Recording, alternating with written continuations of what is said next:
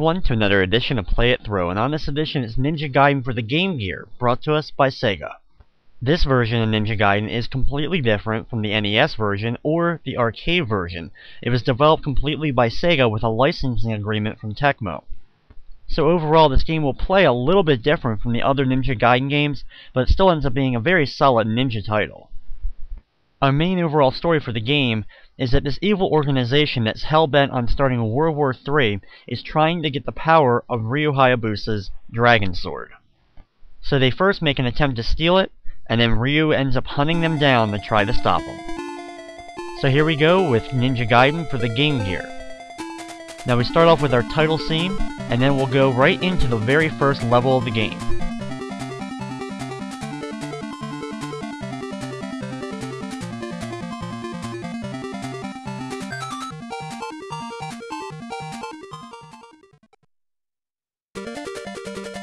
You can immediately see that the game is very different from other Ninja Gaiden games. You can see the health bar at the top, and then the boss meter over to the right.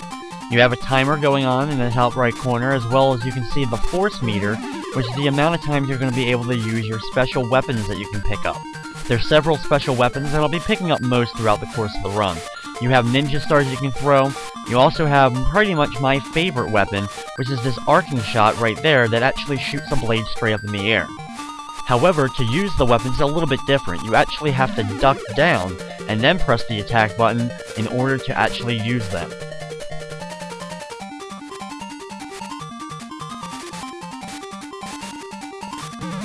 Ryu's classic ability to cling onto walls as well as climb up them is still evolved in this game, and they actually make a whole level based on that element.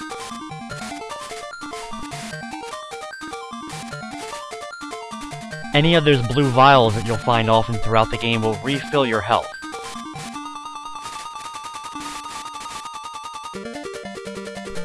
After we enter this door, it's time for our first boss battle of the game, a really easy boss.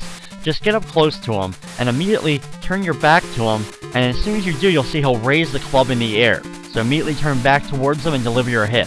So if you do a very fast left-right, you'll see that you'll be able to keep hitting him over and over again. So just keep repeating this and he'll be dead in no time. After we complete the first level, we get our first story elements of the game.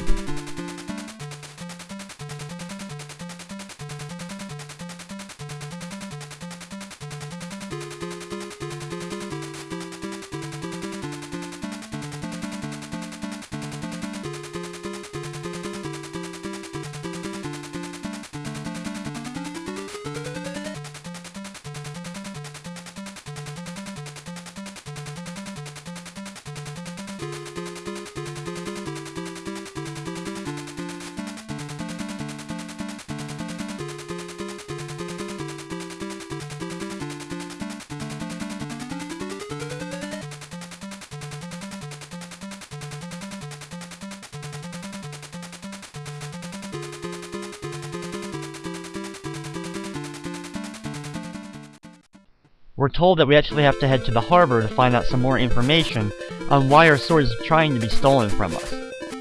Now the second level is definitely a little bit more challenging than the first.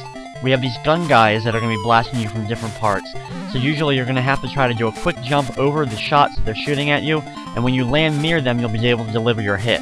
The hardest enemies to judge are the ones that pop out of the water very quickly and shoot a harpoon at you. If you play the game a few times, all the enemy placements of course are the same, so you'll get used to it and know when to jump. But your first time through, you're probably going to take a lot of damage, especially from those enemies. This item right here is a shield that goes around you for a short period of time, making you invincible to enemy attack, as well as allows you to just destroy and run through enemies very quickly for a few seconds. Right there is the only time you'll have to deal with actually 2 harpoon enemies at the same time. Thankfully though, even if they shoot you at the same time, you're probably only going to take 1 damage from them. One good thing about this game is that you don't get knocked back when you get hit, you actually get a nice little jump into the air.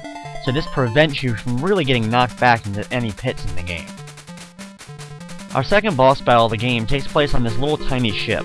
Do your best to avoid the blasts that are coming out of the top of the ship, They're relatively easy to see coming, but sometimes if you try to go forward or backwards too quickly, you may accidentally run into one of them, so be careful with that.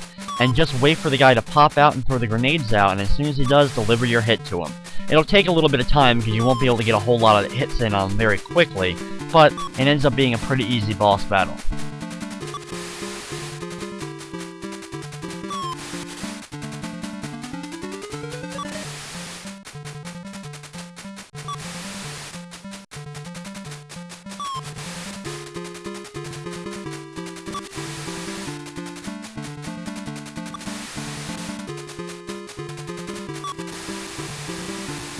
Once he's been defeated, we see a little bit of explosion, and it's time to get a little bit more story.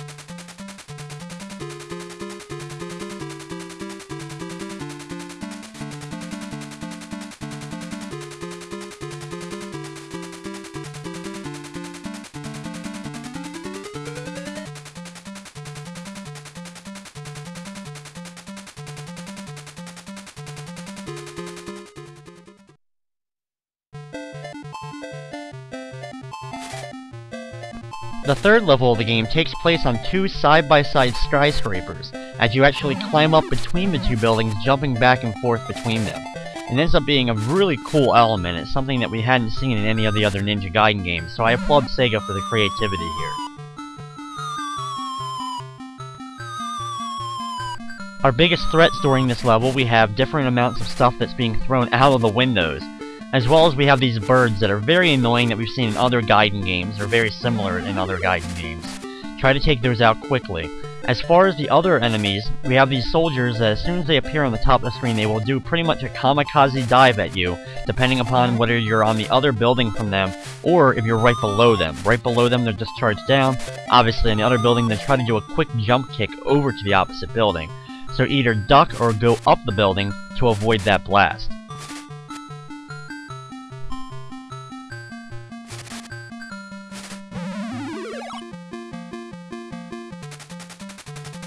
Once we reach the top of the building, it's time for our next boss. Get in close, and then once you hit him once, just every time after you deliver your hit, get your rhythm down of jumping immediately after hitting him in order to jump over his fire.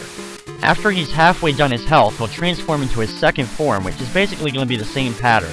He'll blast out a shot every time that we hit him, so just keep hitting and jumping to avoid all the shots that he shoots out. It won't take too long for this guy to go down, and for us to complete the third level of the game.